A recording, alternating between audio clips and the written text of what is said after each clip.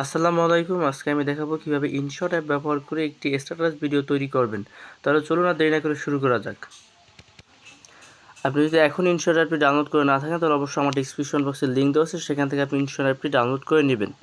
Download করা হয়ে গেলে এখানে ভিডিও আইকনের উপর ক্লিক করে প্লাস আইকনে ক্লিক করে নেবেন, নিউতে ক্লিক করার পর এখান থেকে একটা ফটো সিলেক্ট করে নেবেন, যে ফটো দিয়ে আপনি স্ট্যাটাস ভিডিও তৈরি করতে চান। তারপর আপনি এখানে ক্যানভা অপশনের উপর ক্লিক করে নেবেন এবং ক্যানভা অপশনের উপর ক্লিক করা হয়ে গেলে এখান থেকে আপনি টিকটকটা একটু সিলেক্ট করে নেবেন। যেহেতু আপনি স্ট্যাটাস ভিডিও তৈরি করতে চান টিকটকের জন্য, সেজন্য আপনি এখানে টিকটক রেজুলেশনটা সিলেক্ট করে নেবেন এবং ফটোটা ভালোভাবে বসিয়ে নেবেন। এবার ফটো লেয়ার উপর ক্লিক করে ফটো একটুখানি টাইম লাইনটা বেরিয়ে দেবেন, যাতে করে আপনারা ভালোভাবে এডিটিং করতে পারেন। টাইম লাইনটা বাড়ানো হয়ে গেলে এখানে আবার পিপিআইপি নামের অপশন আছে, সেখান থেকে আপনি লিরিক্স ভিডিও সেটা অ্যাড করে নেবেন। এখান থেকে লিরিক্স ভিডিও প্রথমে একটুখানি নিচে নিয়ে আসবেন। নিচে নিয়ে আসার পর একটুখানি দেখবেন সব ঠিক আছে কিনা। তারপর এখান থেকে ব্লান্ট নামের অপশন আছে, এই অপশনের উপর ক্লিক করে এখান থেকে স্ক্রিনের উপর ক্লিক করে দেবেন। স্ক্রিনের উপর ক্লিক করে হলে টিক দিয়ে দেবেন এবং এখানে আছে একটা ফিল্টার, এই ফিল্টারের নামে এখানে ক্লিক করে এখান থেকে অ্যাডজাস্টে ক্লিক করে এখান থেকে আপনার ব্রাইটনেস এবং কন্ট্রাস্টটা হালকা একটুখানি বাড়িয়ে দেবেন। এটা আপনার রিলিজ গান অনুসারে আপনার পছন্দ মতো এটা কমিয়ে বাড়িয়ে দেবেন। এটা হয়ে গেলে আপনি দেখবেন ঠিক আছে কিনা। তবে এটাকে আপনি রিসাইজ করে ভালোভাবে বসিয়ে নেবেন। তারপর আবারও প্রথমে চলে আসে, আবারও পিআইপি অপশনে ক্লিক করে এখান থেকে আপনি একটা ইফেক্ট অ্যাড করে নেবেন।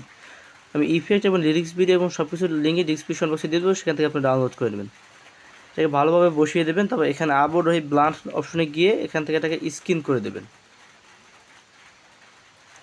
স্ক্রিন করা হয়ে গেলে এটাকে আপনি টিক দিয়ে দেবেন এবং এখান থেকে আরও একটা পিআইপি অপশন থেকে একটা ফটো আনতে হবে।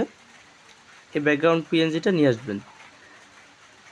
এটা নিয়ে আসার পর এটা জুম করে দেবেন, জুম করার পর এটা নিচে নিয়ে আসবেন। জুম করার পর এটা টেনে নিচে নিয়ে আসবেন। নিচে নিয়ে আসার পর এখানে ভালোভাবে অ্যাডজাস্ট করবেন এবং ভিডিওটা লেয়ার শেষ পর্যন্ত নিয়ে যাবেন। ভিডিও শেষ পর্যন্ত ফটো লেয়ারটা নিয়ে যাবেন।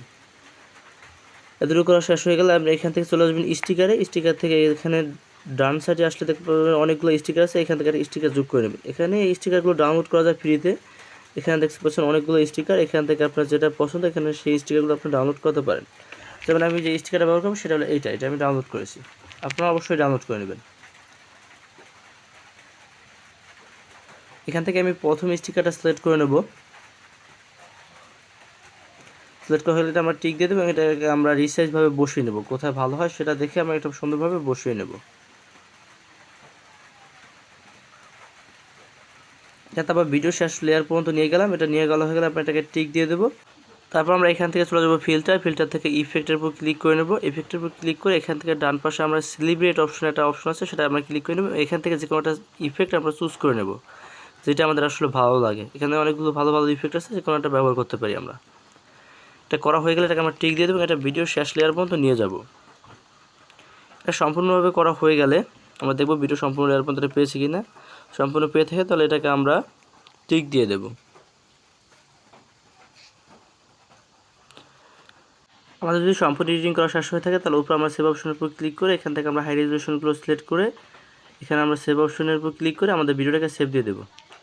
তো এই ছিল আজকের ভিডিওটি ভালো লাগলে অবশ্যই লাইক দেবেন এবং চ্যানেল নতুন হলে সাবস্ক্রাইব করে পাশে আসা বেল বাটনটি অন করে দেবেন।